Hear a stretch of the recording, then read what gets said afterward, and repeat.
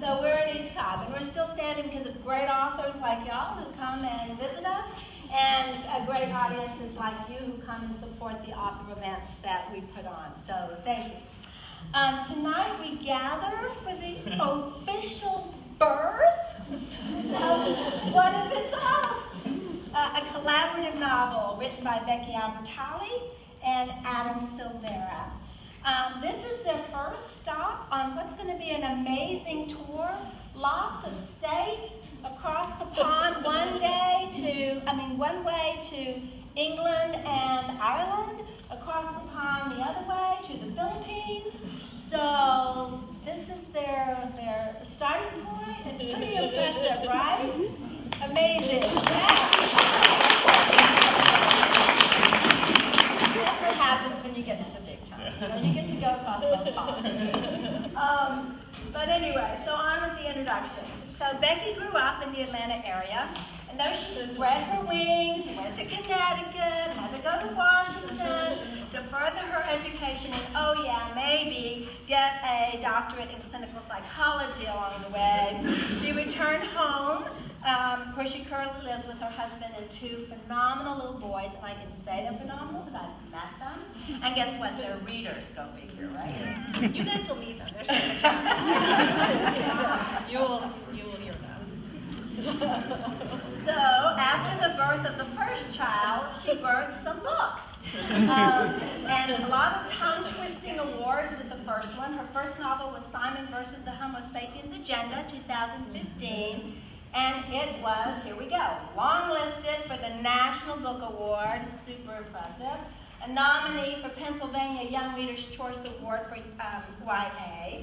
A William C. Morris Award winner for Best YA Debut of the Year. A Lincoln Award nominee, a Goodreads Choice Award nominee for Debut Goodreads Author in YA Fiction. And of course, what happened in 2018 to that book? Love Yes, exactly. 2017, The Upside of Unrequited was named the #1 best book of 2017 by Paste Magazine. 2018, Leah on the Offbeat also received critical acclaim. Book list noted. Albertalli has a fantastic ear for voice, and it's beautifully on display in Leah's funny, wry, and vulnerable first-person narrative. Amen to that.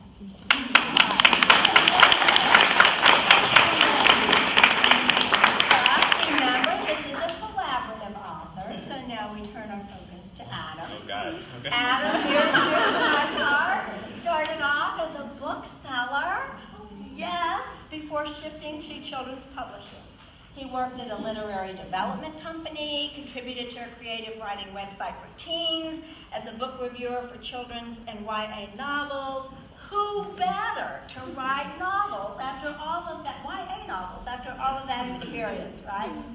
So yes, then he got serious about his own writing. He's a New York Times best-selling author whose titles include More Happy Than Not, History Is All You Left Me, They Both Die in the End. Sorry. Now, when the New York Times says his work is mandatory reading, hey folks, pay attention, right? The New York Times says mandatory reading. So yes, literary awards and accolades are very much appreciated by authors, but I think I can speak for y'all when I say there's no greater reward than meeting your readers in an audience like this, having support your events, your books, writing positive reviews, getting on their social media, what do you call those? Venues, whatever, yes. So in general, spreading the word about their books. But I don't need to tell that to you because you already know that they get you and you get them. So, dear audience, Becky Albertalli, Adam Silvera.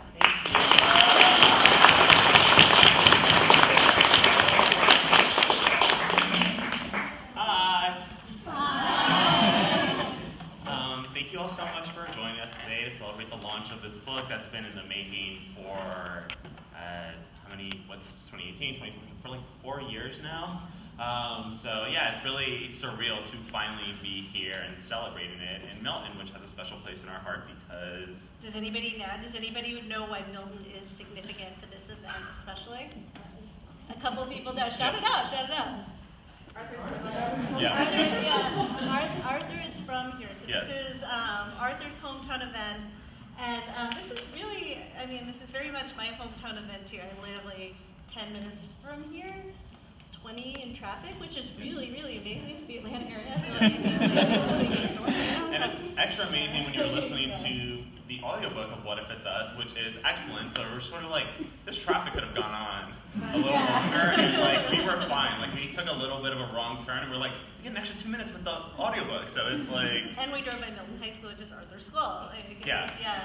So it was our first time seeing that, and and it's really cool. So and then tomorrow we're off to New York to represent Ben's hometown, and so we're gonna just sort of speak a little bit about like how we came to actually like write this book, like the very sort of like first like the genesis and what the process sort of looked like, and then honestly we are just happy to take questions from you guys. So if you have questions, whether it's about What If It's Us or it's about our individual books, you want to talk about Love, Simon. I always want to talk about Love, Simon. Like, let's If you guys want to talk about midterms too, we will talk about midterms. And if you don't want to talk about midterms, we're still going to talk about them.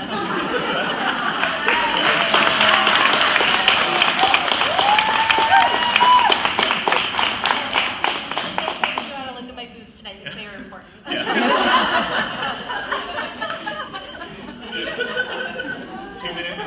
We've already ranting boobs. My parents are here. Yeah. I'm just not gonna lie. All right. So can everybody hear us clearly, by the way? Yeah. Okay, great. Awesome. So once upon a time ago, Becky and I sold our debut novels, More Happy Than Not and Simon vs. the Homo Sapiens Agenda, in the same week from the same agent, Brooke Sherman. What up? And it was like really exciting. Our books even got announced like a couple days apart from each other, and it was immediately sort of like we were part of the Brooks family, you know, and our books were going to be coming out even like a couple months away from each other, apart from each other, and and we sort of were like emailing like congratulations, like hey, this is like cool, you got a book deal, I got a book deal too, this is awesome, like this is amazing, dream come true. And we decided to trade manuscripts, and over the holiday season we both were reading each other's books for the first time. Yeah, and that is one of my first Adam memories. And so, this is before we've ever met in person, and I remember it being Christmas Day, just sitting there, and I love Christmas more than a Jewish girl should love Christmas. I was gonna let those presents be unopened because I was reading More Happy Than Not, and I feel like put on my gravestone that I was one of the first people to read More Happy Than Not. Yeah, and there was even like if you go back on Becky's Tumblr far enough, you will see like this More Happy Than Not review where she reviewed it with like all these like hilarious gifts, like 5 reasons why you should read More Happy Than Not. Our agent was like, We got in trouble. We got in trouble. Like the first month of like being authors who have sold our books, like it was like, you guys, like there are no pre-order links yet, like no one knows this book yet, like you're talking about a book that no one can even buy until 2015. Shut up. But like I had my own sort of like I had my own experience like reading Simon where I was like so obsessed with it, and I was supposed to go on a date, like I don't know if it's like Tinder or something, but like but I know that like by the morning the date rolled around, it was like an early date too, because I like to reserve my evenings for people I know I like straight up. So, so I was like, I was texting our agent, I was like, bro, it's like, I just want to stay in and like keep reading this book, and he was like, go on your date, like, and I was like, all right, fine, I went on the date, it was awful, like literally like one of the worst dates I've ever had, and the entire time I just kept thinking, I'm like, I could be home trying to figure out who Blue is right now. You know? So I've never taken my agent's advice on dating ever again. But yeah, so then we finished our books, and then the next couple of months we continued emailing, obviously, and just like getting to know each other with like families and backgrounds and stuff like that, where we started talking about like our past like dating experiences. And sometimes in certain people's cases, it was our past not dating experiences, but wanting to date people experiences. Yeah. Yeah, so I think where the book, really started to take shape was when I guess I was telling the story about a misconnection that I had put on Craigslist because I had. How many of you are familiar with misconnections? Oh yeah, okay. Okay. Yeah. So for those of you who do you want to break it down what a misconnection is? Yeah. So I'll break it down how we just listened to the audiobook. So I'll kind of describe it how Arthur describes it. It's like a lost cat ad, but the cat is a person.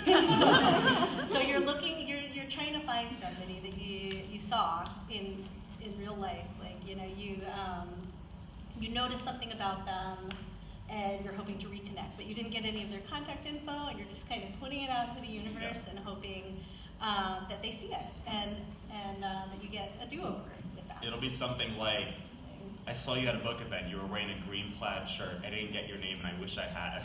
And then all of a sudden, like, Julian Winters hits you up and he's like, that was me, like, I'm the guy in the green plaid shirt. I will never burn this shirt now.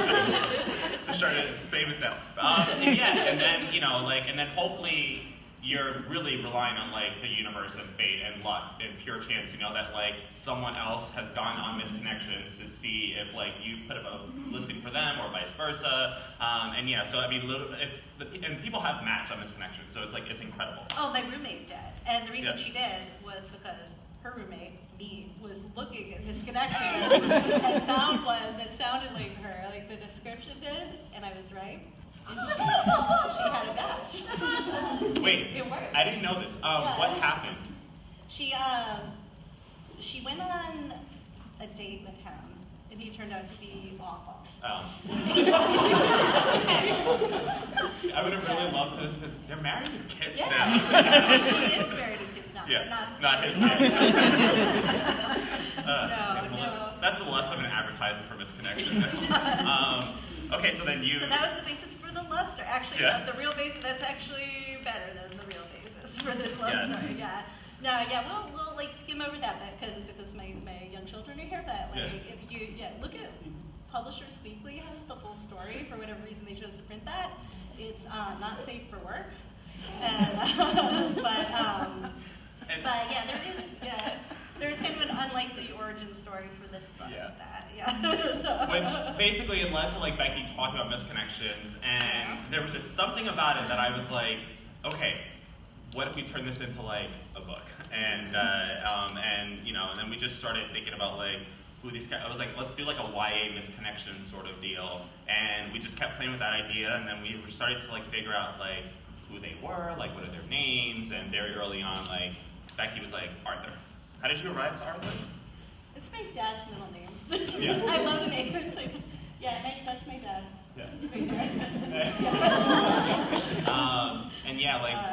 It was a little harder for me to like get Ben's name, and I don't ultimately know where I got it from. Like I can't remember, which is just as like underwhelming as like the misconnection roommate, like not like marrying that guy. But like, yeah, I just but we knew that we also wanted to sort of play with the names a little bit. Like, oh, Adam is gonna write the B character name, and Becky's gonna write the A character name, and we're gonna totally mess with everybody. No one's gonna be able to like identify who wrote who.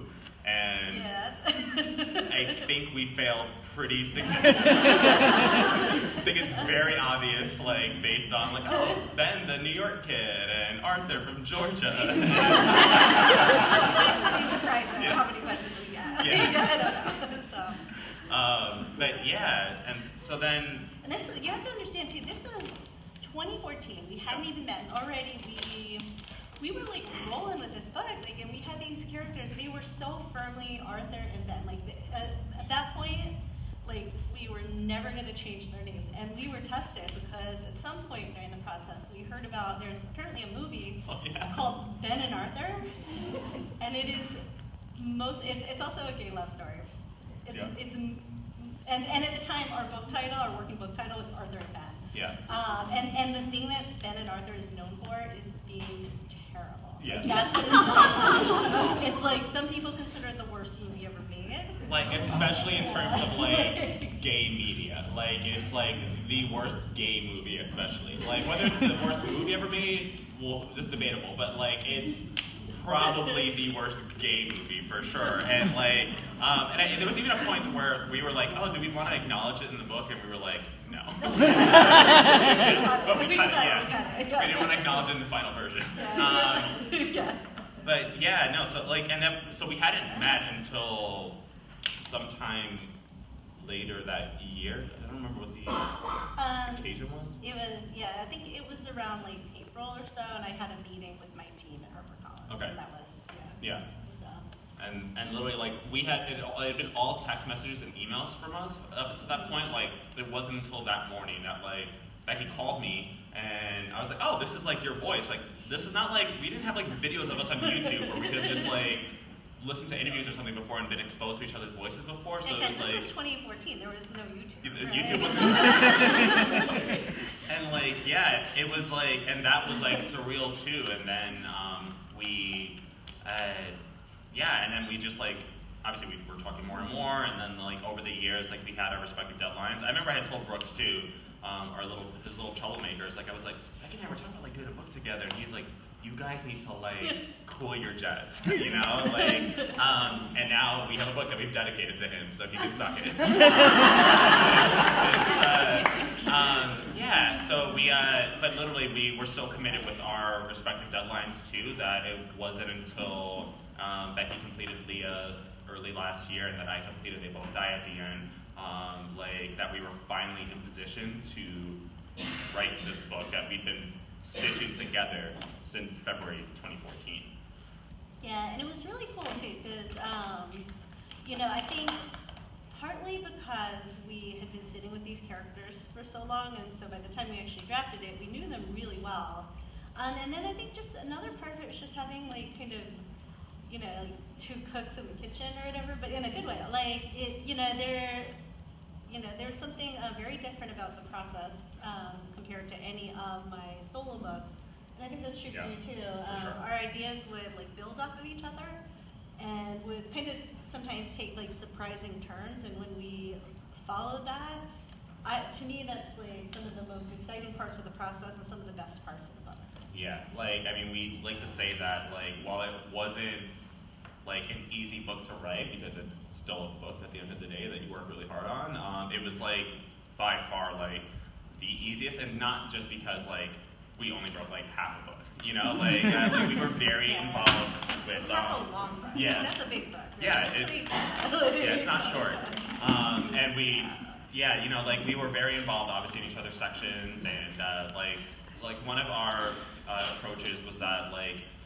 Becky was responsible for the first chapter, and I wrote the last chapter, and so literally we had this pattern going back and forth where, like, Becky would send me, like, a chapter, and then I would text her while I was reading it, and which is a very different experience when you're writing a book by yourself, because first you have to, completely share, like, a rough draft with someone, and that's terrifying, especially, like, someone who you admire so much as well, where, like, and it's like, oh, hey, like, I'm a huge fan of your books, now read this, like, sloppy chapter I've written, and please, like, don't regret entering this contract with me. And yeah, so it was just, that it took me especially, like, a while to, like, get used to that, but eventually, like, once we sort of, like, buried those insecurities, we were able to sort of, like, build more momentum when it came to writing the chapters a little faster, and we would just like again, the texting was what really did it too. Like, you got this immediate gratification that it's like,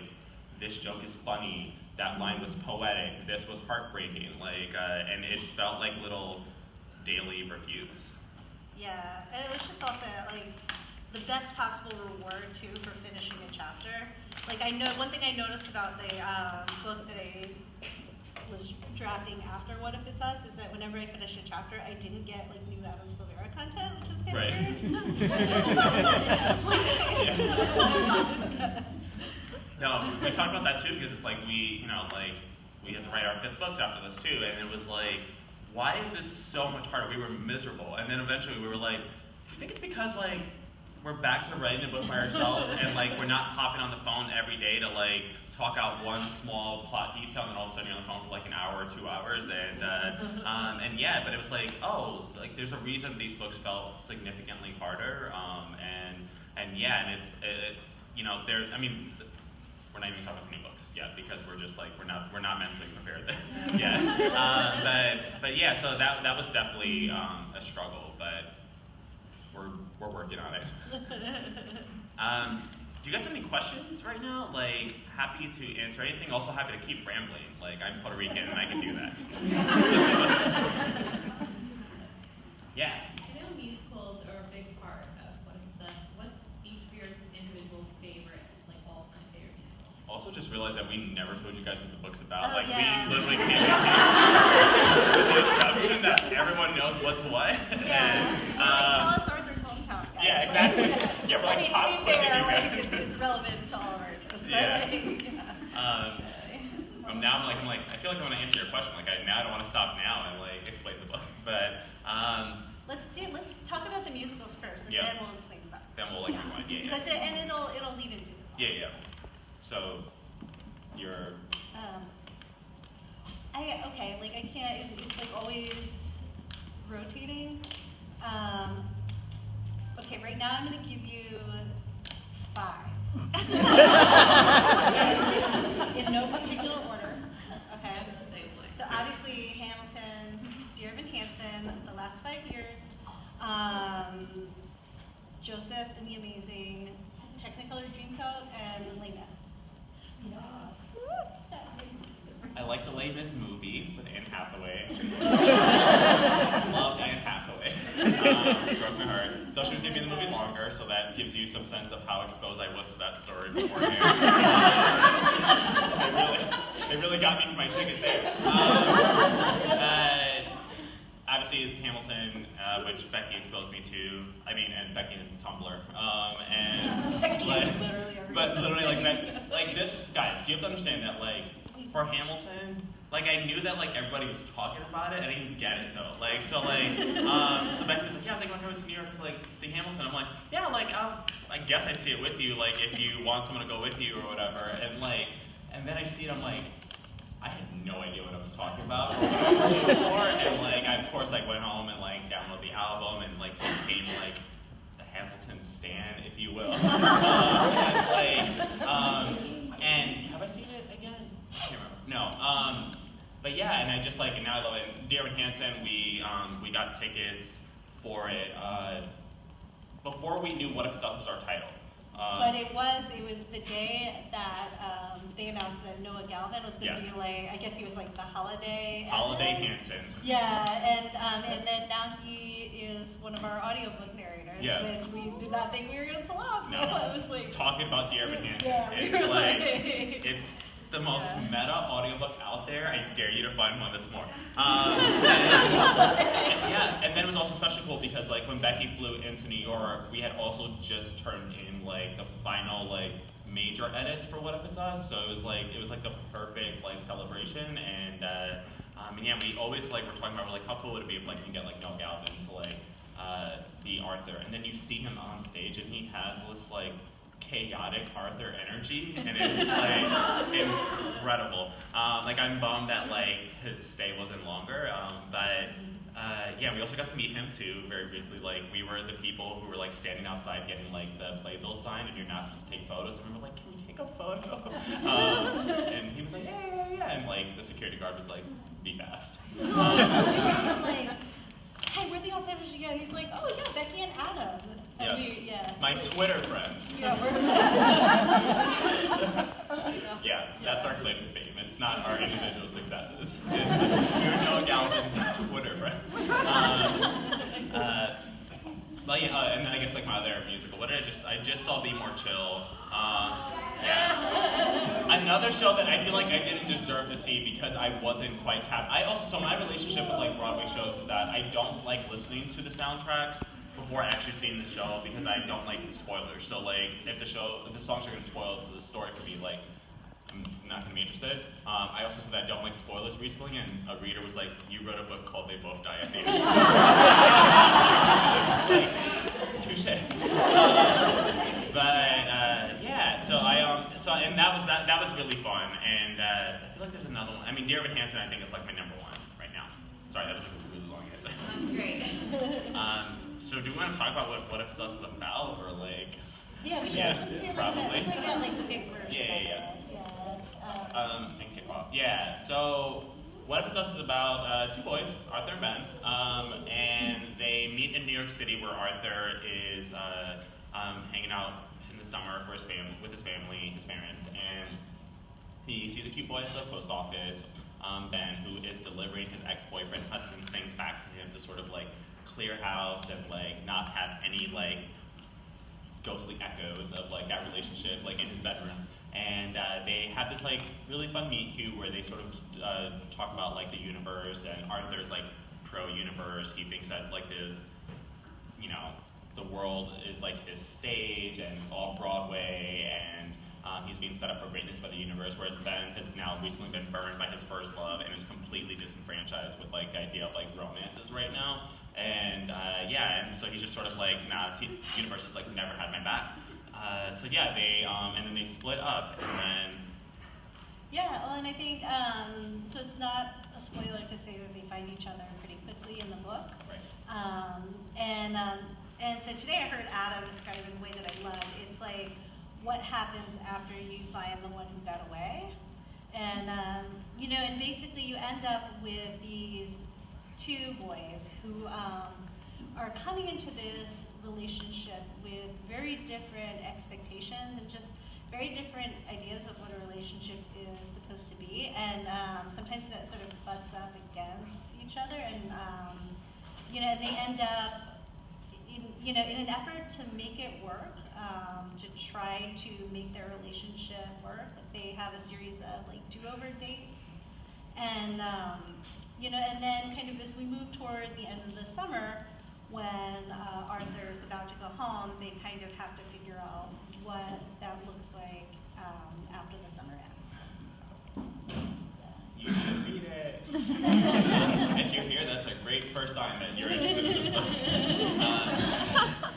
Questions? One. Yeah. So we know that you've been friends for a long time. What do you think was the biggest challenge that you had to your friendship while writing the book? I think as we were writing it, we discovered how much we are like Arthur and Ben. Yeah. Because every conflict we've ever had, and luckily there haven't been any huge blow-ups or anything, but like any little like snippy interaction, if we take a step back from it, it is bizarrely like Arthur and Ben. Like it's just like it's which if you were to kind of summarize it, it would be me overreacting and him underreacting, kind of the stuff. But I remember you had said that one time too. Like we were like, I think we need to operate under the mindset that it's like, I am Arthur and you are Ben, and like and this is it. I'm like, that's really an interesting way to like think about it, because it's just so true. Like we were talking earlier about how you don't realize how much of yourself sometimes that you are putting into your book. Like you think that like, oh, I am crafting a character from scratch. I'm clever, and then you're like, oh, this is all me. Like there's like nothing like subtle about this, and and like, but yeah. So really, there's been nothing like even like the process itself, especially for the book. Like it really is like there was not a single time where we're like, I disagree with this, and like, that like we always came to like some sort of like compromise, and for the most part we were just like always on the same page too. Like we went through 4 different endings, like in working with our editors, and it, every time that like a new ending was proposed and we sat with it, we either both super loved it or we both super hated it, and so we were always just like one brain pretty much like when it came to that. Yeah, which I think that's unexpected for people. Like I think, talking to people about their expectations for the ending or their questions about the ending, I think a lot of people assume that we were gonna butt heads during the process about whether the ending should be more like a Becky ending, like the way my books end, which, my books have ended like literally, like carnival, wedding, prom, you know? And or, yeah, my books have ended death, with memory loss, a cemetery, and a fade to black situation. So, God, I've never like thought about it like that. I'm really like, it's like, I get why people are so scared. Especially when it's like, I wrote the last chapter. Good luck. But I'm like, and where does that? Oh yeah, well, you'll see.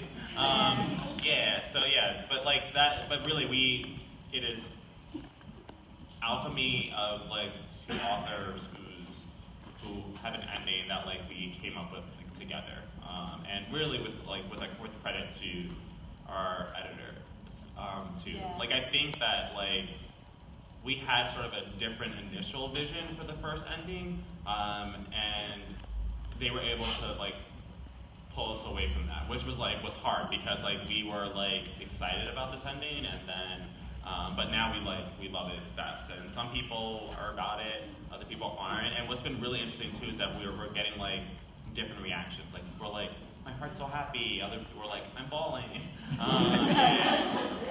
Like I'll never forget that the first time our Danish editors read the book, there were two of them. We got two separate emails. Like one was from Christian, who was like, I cried through that ending, and Kaya was like, my heart, like I just loved it so much. Like we're like, did you guys read the same book? It's so bizarre, but it's been sort of stirring different reactions that way. So that's really incredible. Question? All right, we're getting brave now. Good. All right. Yes. Okay, so what if Atlantis has been optioned for a movie? Right? Yeah. Right? Yeah. If you guys had complete control of casting, who would you choose to play Ben and Arthur? That was my Twins, write a book together. Come on here. I would probably want to be Ben. Because, again, that's me. So, white passing Puerto Rican who went to summer school and grew up super poor, like, that's my life, and I'm living it on screen, and I'm getting paid, I'm walking in my apartment. So, who's Arthur? Who am I making out with? So the reason, I used to get this question about Simon. You know, back in 2015, you have to remember Simon was this little, like this midlist little book or whatever, so it was very like far-fetched kind of stuff. And it was half filled with emails, so I was like, it's obviously never going to be a movie, so yeah, have at it. Here's like my cast list.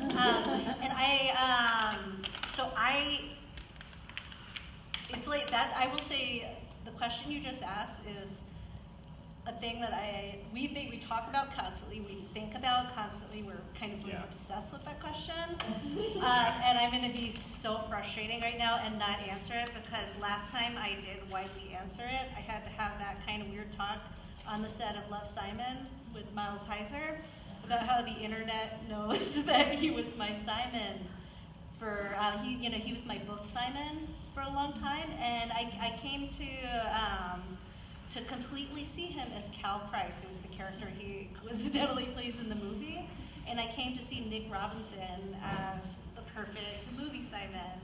But that was so, I didn't have to tell him, but like, I'm me, and so I did. I was like, I'm not gonna tell him. The minute I met him, I told him.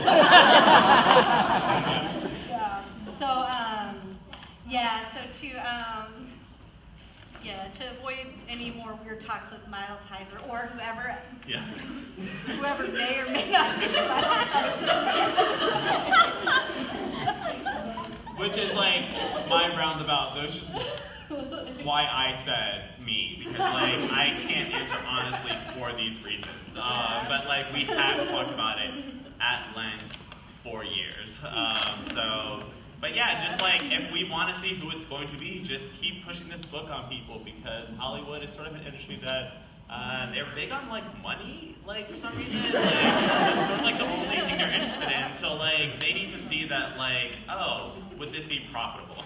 So yeah, let's hype up this book, and then we can like geek out over actual casting announcements together. So you had the same question, so. You're good. Yes. Okay, so I like literally stopped my eyes out before page 50 of History is All You Left Me. Yes. But I expected to cry during this. Yeah. Like, okay, so to give you some sense, like we're listening to the audiobook today, right? Like we're on chapter 7 now. We're in the middle of an Arthur chapter, literally a chapter where he was talking about like Milton, and it was really cool and just like dope. But yeah, but like we're listening to the Ben chapters, and every like couple minutes I'm just like emo, because Ben is just like, it's like, dude, you just got a relationship, like we get it, like you're not letting us forget it, and it's just so yeah, there's like a lot of like sadness there. I don't think it's as like brutal as history. Like I've had people tell me they cried at the first page of history, which was my goal. Like I remember thinking, I'm like typing, I'm like, I get people to like cry at this first page, like I've won, I've got this. Because I'm just like crazy that way. But yeah, so I think I can't say, I can't use words. Like you're gonna feel what you're gonna feel. I just don't want to spoil I feel like we it. should connect with our Danish editors. Yeah. So like they have input on that. Yeah. They may give you very different answers the whole way. Yeah, let us know what happens. Yeah, I know. Like, We are really curious about people's reactions. Although we're not so curious that if you hate it, we want to be tagged. Like we don't. Oh, yeah, no. We're not curious about that. Yeah, like I won't lose sleep over not reading your like 1-star review, or even your 3-star review. Yeah, that's true. 5 and up, guys. 5 But not your glowing 5-star review that says, I can't believe I love this because I hated, Simon, Upside, Leah, We're Happy Than Not, History, and they both die at the end. Yeah. And then elaborates on like your feelings about Yeah. yeah. Unless you're about to like create a religion in our name, like I do not want the review. I need to know that you're that passionate about it, and like so I need like altars and down before it, that's the access code to review that I will read. But we do want that reaction. Yes. The religion. Yeah. Yes. I was gonna say, I got the pleasure to read an early copy of it, and I cried like happy, adorable, this is so perfect tears. Okay, there you go. So guys, go cry your happy, adorable, perfect tears. Yes. I was wondering if you both had a favorite solo book that you read and what it was, or if this is your favorite book that you read. Our favorite solo book. Like, the favorite. Mine is like it's a mood thing. Like today I will answer Issues All You Left Me. Like that's my I mean yesterday I would have told you they both died at the end. Because I saw this really beautiful like fan art poster that I was like, oh my god, I wrote like one of the best books ever. It spawned this fan art. I have a really impressive barometer for things, but but today it's history. I just think really fondly of Griffin. I love the structure for that book, and it was like the hardest book I've written that's currently published. My 5th book is the hardest book I've ever written, and hopefully they get easier after that, but probably not. So like I'm today I feel strongly about history. So if you have not read history, pick up a copy sometime in your life. Oh, and I'm a child of divorce, so I'm like, when I get asked my favorite book in general, like of 2018 releases, or my favorite of my books and stuff, I go into that mode where I'm like, I'm being asked to choose between Mom's house and Dad's house, and I could never even in my own mind, like it's not even like I don't want to share it, it's like in my own mind, I have to love, it's also like the mom thing, I'm like, no, I love them all equally, I love them all equally. Each book, is equal in my heart. Yeah. I do, I will say, it is easier to love What If It's Us for me. It's very, very uncomplicated for me to think that because half the book is written by Adam, and I get to love that in a way that's not complicated. It's there's no like, oh, I could have written that line better. I'm like, at least half this book is perfect. It's so funny that I could have written that line better because like as we listen to the audiobook, I'm like remembering these feelings I had when I was reading like the rough draft where I was like, I could have never written this line. I just like I would have never had even like had that sentiment or like had that thought, and it's like, and we had talked about too like how, you know, like again like yes, is it terrifying to like show your rough draft? Sure, but like also you get like a chapter that is exclusive to you from one of your favorite authors / people, and it's like literally imagine like your favorite author, us, like sending you a chapter that is literally just for you, like no one else sees it, no one else has seen it, it's all for you, and like and then you can write like a chapter in response, and like and you're the only ones who are seeing it. That's effing cool, you know? Like it's just yeah, like that really is like that's an incredible feeling, and yeah, and like we were just saying in the car too, we're like. Love this book, and it feels like sometimes if you say that about your own book, sometimes it's like okay, like get over yourself, you know. But like, but we do get to say it because it's like I get to speak more to like oh, like it's Becky Taft that I love. But I mean, I literally love the entire book. I think it's just like it's so wild how you know again it was like in our head for years, and then it just like poured out over the span of months. Like it's the shortest amount of time I think we've spent with like a draft. Right? Yeah. It's also an accelerated publishing schedule, so we would have it out this year. Yeah. You're welcome. Yeah. Question? Yes.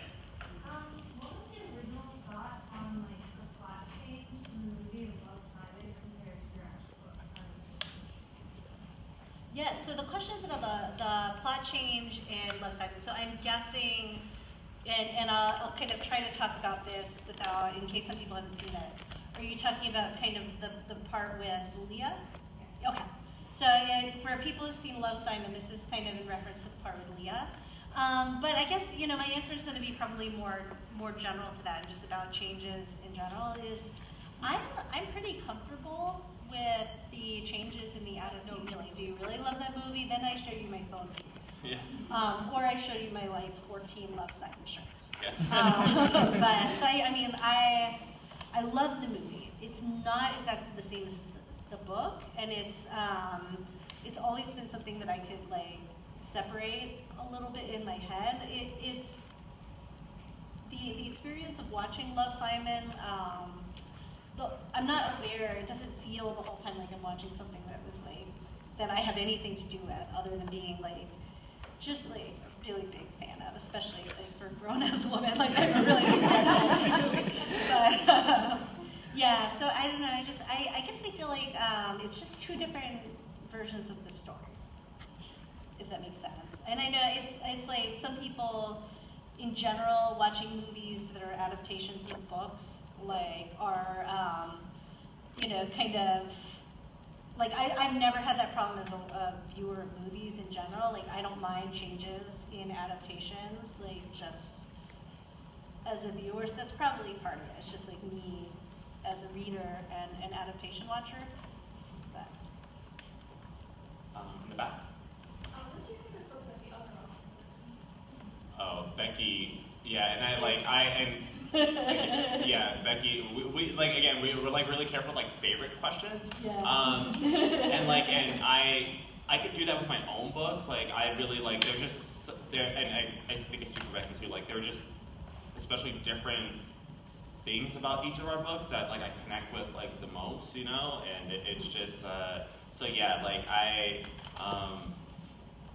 yeah. I mean like I was like surprised how much like I was identifying with like Molly and Leah, you know, like I would have probably put down money like yeah, like Simon is like always giving my clear favorite. I'm like no, then it's like I read Upside in like 2 days, and then it's like and I like blasted through Leah too, and it was just like and I'm like oh my god, like I'm connecting with like these characters in ways that were like incredible for me, and just like it just yeah. So I mean I can't. I can't. They're my stepchildren. Yeah. My little nephews. Yeah.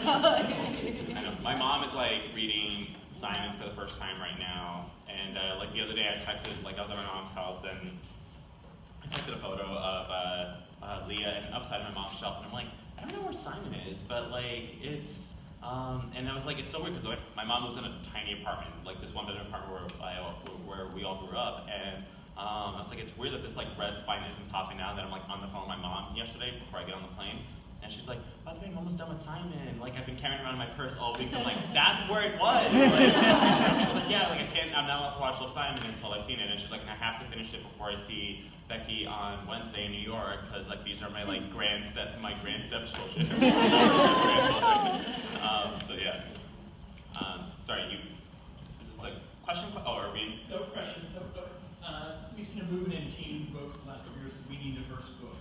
Talk about that movement in the teen publishing world. Oh, okay, yeah.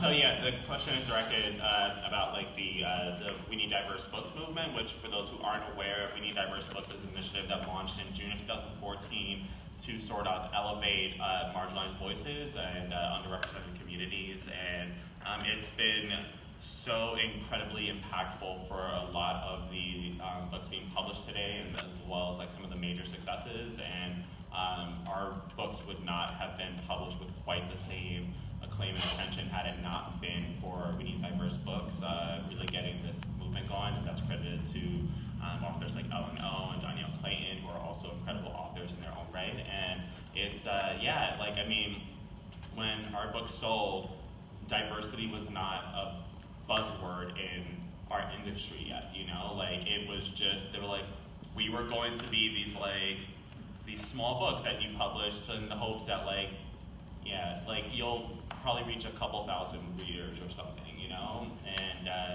like, no one was banking on these books really receiving that much attention. And as a result, more authors are being published. Like, we're getting a wider variety of stories. I'm reading about identities that maybe aren't in my own individual circles, and I'm actually getting exposed to these experiences for the first time, which is just like incredible. And that's what fiction has always, what fiction should have always been, you know, where we are just learning about different humans who we coexist with. And yeah, so it's weird to think about the books that that are published today and are on the way of being published that probably wouldn't exist if it had not been for this organization. Yeah, and I think, you know, one of the things too is, you know, talking about just these conversations that have been happening within young adult, like the young adult book community and kidlit in general over the last couple of years, is that, you know, these are, you know, these are really big challenges within this industry. Like the kind of the starting point and before this conversation. Good night. You know, we were starting from a place of the amount of representation that was out there for anybody who you know, doesn't fall under the umbrella of like white, straight, cisgender, able, thin, Christian. You know, I mean, just, you know, you had you know, usually a handful of books, you know, maybe that you could pass to a teen reader who's looking to find themselves. But particularly if you're talking about any type of intersection of identities, that, you know, and that remains hard to do. Welcome back. Yeah, and you know, and it's not the kind of thing that you know, that we can say a couple of years later has been fixed. I mean, and some of that is, you know, publishing moves slowly. So kind of the books that were acquired, even like in 2014, after We Need Diverse Books, like kind of entered the conversation, those books kind of started coming out in 2016 to give you like a frame of reference for that. You know, but there are a lot of conversations about diversity, and sometimes you know, they can be painful. They sometimes challenge the status quo of publishing, and there aren't always like clear-cut, simple answers to some of the questions that are raised. But overall, I think it's exciting to be writing YA, kind of writing within a community where these conversations are happening, and where largely authors and publishers and people working within the community do care about trying to get this right. Right. For sure. Question? Yes, blue shirt. Yeah. If you could write another book with one of your minor or side characters, what would it be? And would you tie it into another one of your Okay. The question is if we could write another book based on like one of our like existing like minor characters, who would we write about, and what was the last part?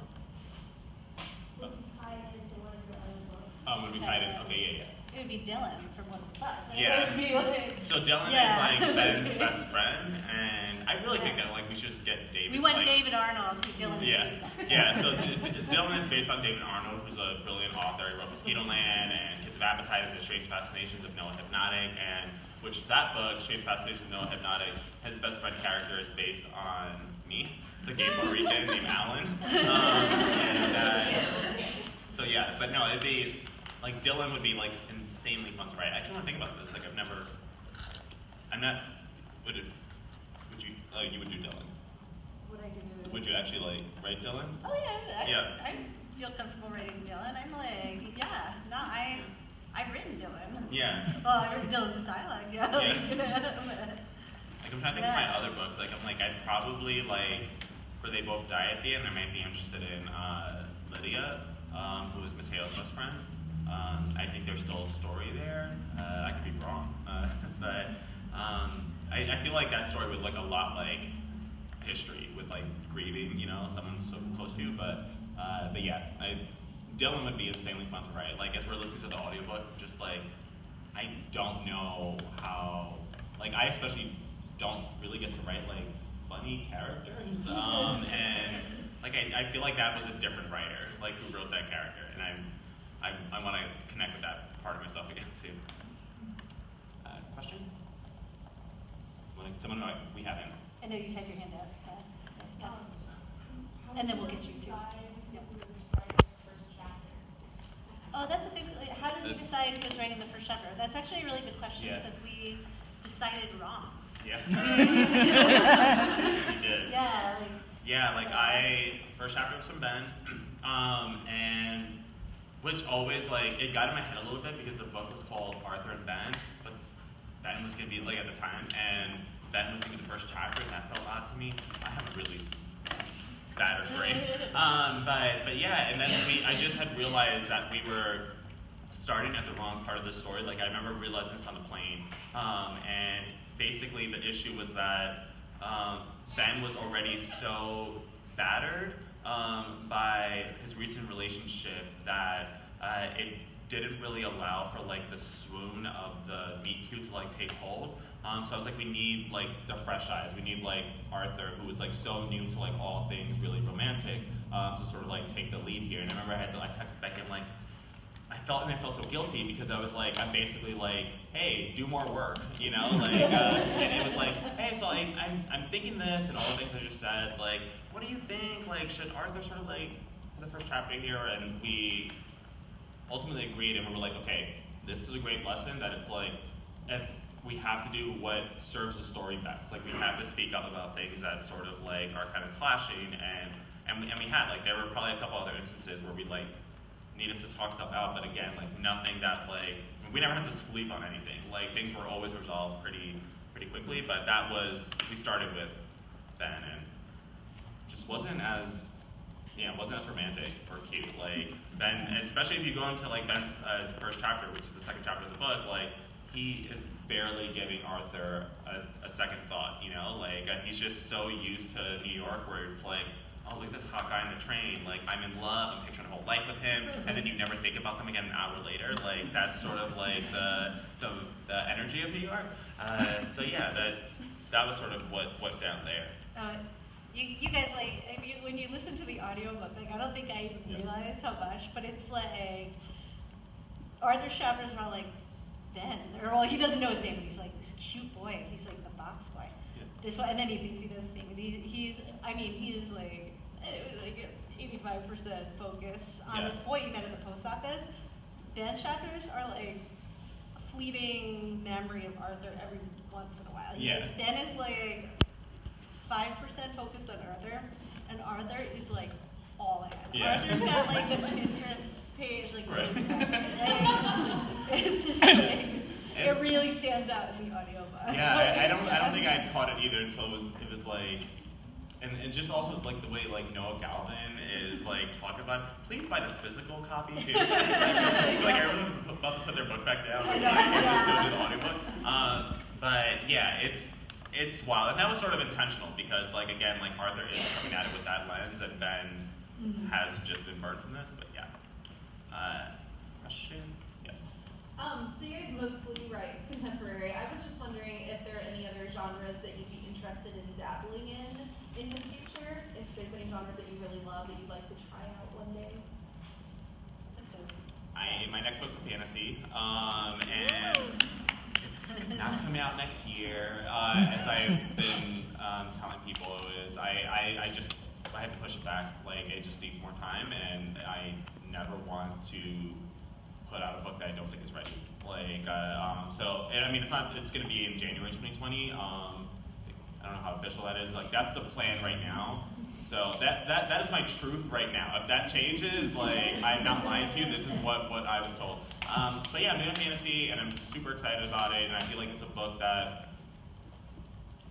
it's like not surprising to anyone that I'm writing a fantasy. Like and what if it's us? Ben is writing this like self-insert like fantasy story about like called the Wicked Wizard War, and like and more happen than not, and they both die at the end. I made up like my own fake Harry Potter called Scorpius Hawthorne, and it's like Demon Harry Potter, and which I had written about the sequels, like the Fantastic Beasts equivalents, and History Is All You Left Me, and we had to get rid of them. But they were called Esoteric Demons and How to Hunt Them.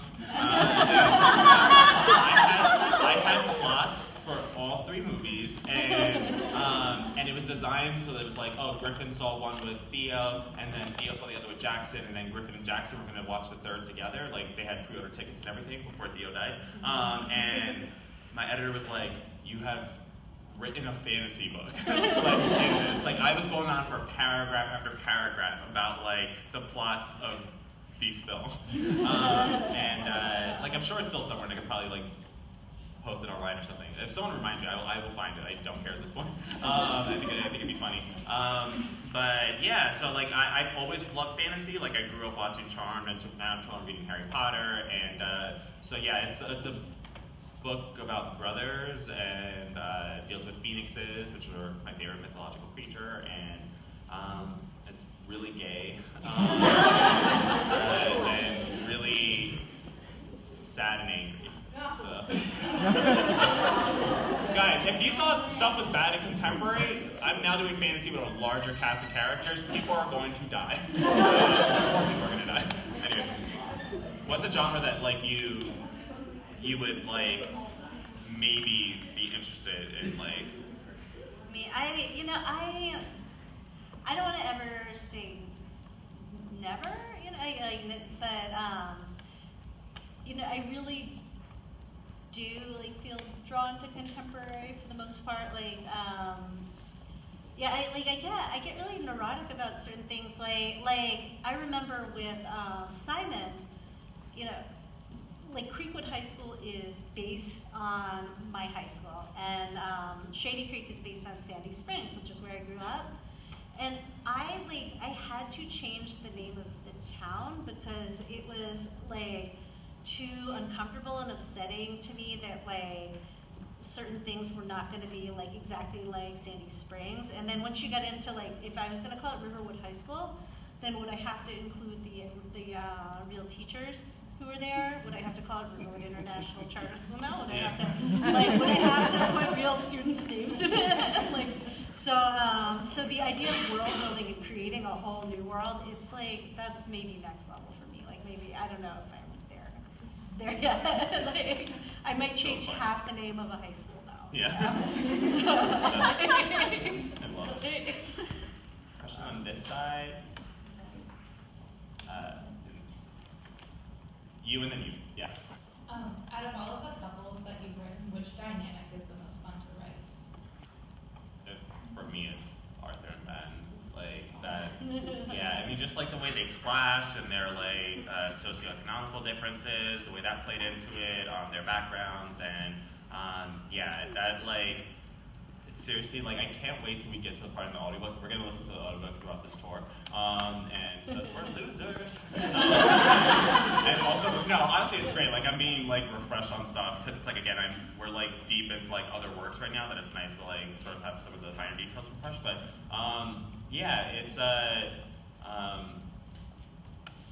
yeah, like their energy together is just like it's so fun.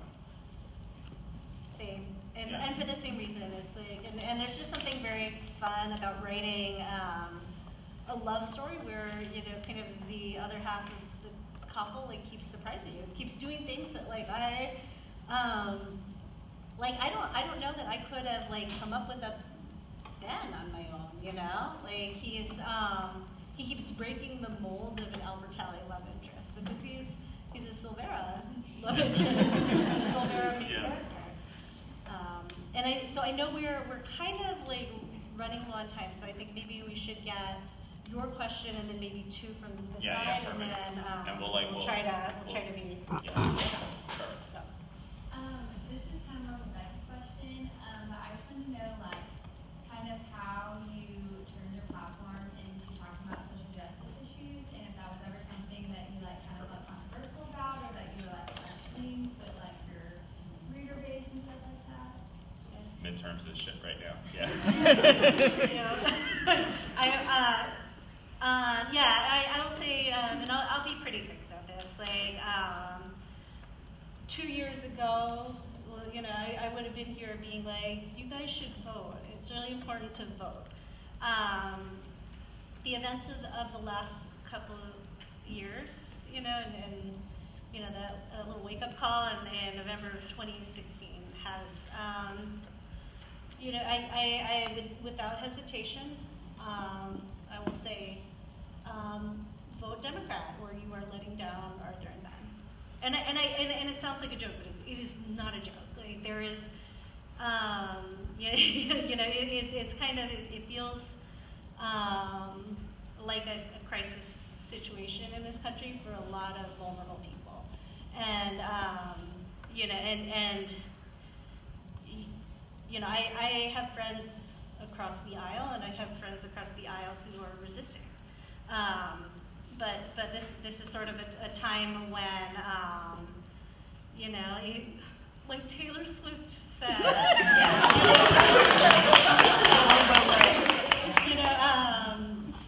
you know,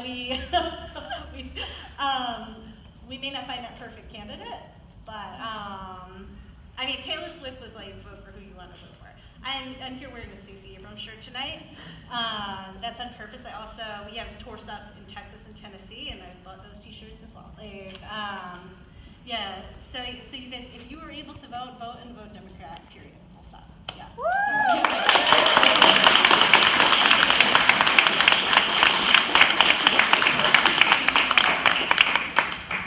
All right. 2 questions here. Okay, we're going to answer all 3 of yours, and no one else can raise their hands. Okay. Yeah. Well, we should say who first. Okay. Oh, yeah. I read They Both Die in the End of the Day. I loved it. And I want to know, do you know how Death Cast knows how people die, or do you It's a great question. No, I do not.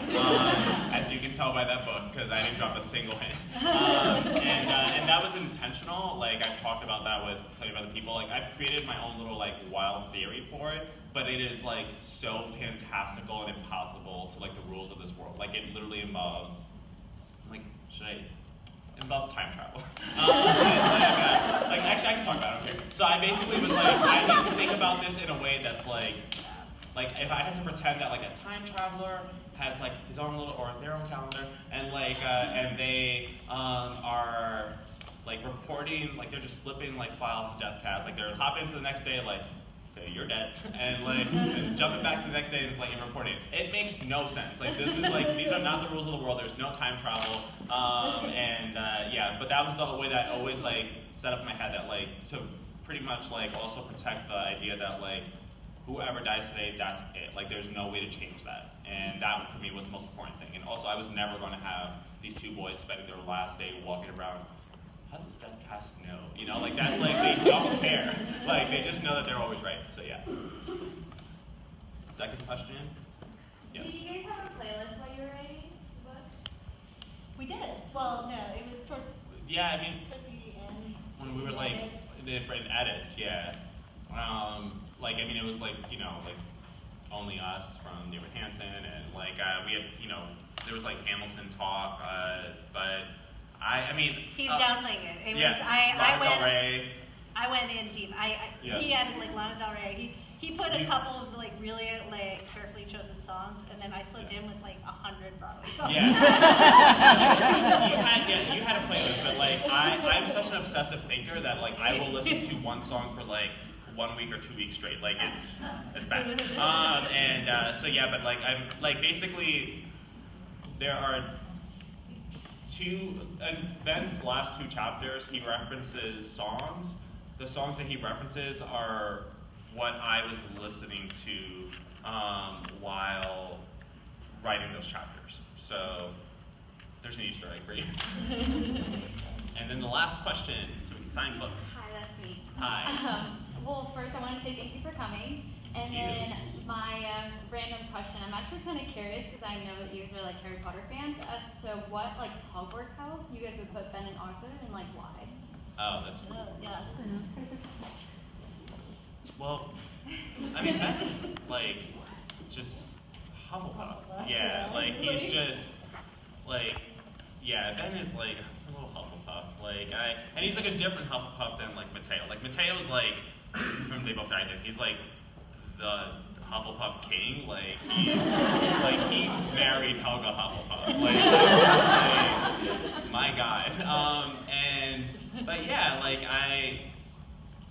Ben is like he's total Hufflepuff. That Sorting Hat is like real. He's real fast with him. Yeah. Yeah. And Arthur, Arthur's I think a Gryffindor. Yeah. He just and sometimes I can't explain right. Just to me feels like a Gryffindor, like something about his energy. And I mean, even in the first chapter, the fact that he talks to Ben is like so huge. Like, how many times have you seen a cute person you're kind of like, oh, I want to say hi to them, and then you don't. It's just like, he even like identifies as Gryffindor in the book. He does, and it's something about the way he feels very much like the star of his own big story. Like that's kind of a Gryffindor thing. I say that as a Hufflepuff. Yeah. So. Thank you all so much for helping us along.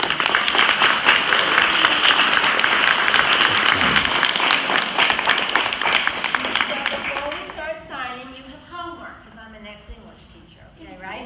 So everybody needs to be sure and review with 5 stars, and tell other, I can't speak, tell 10 other people to read it and review it. All right, we need to get this book up to the top of the list, all right? Okay, and also, quickly, if you guys have a book, we do a little Instagram story.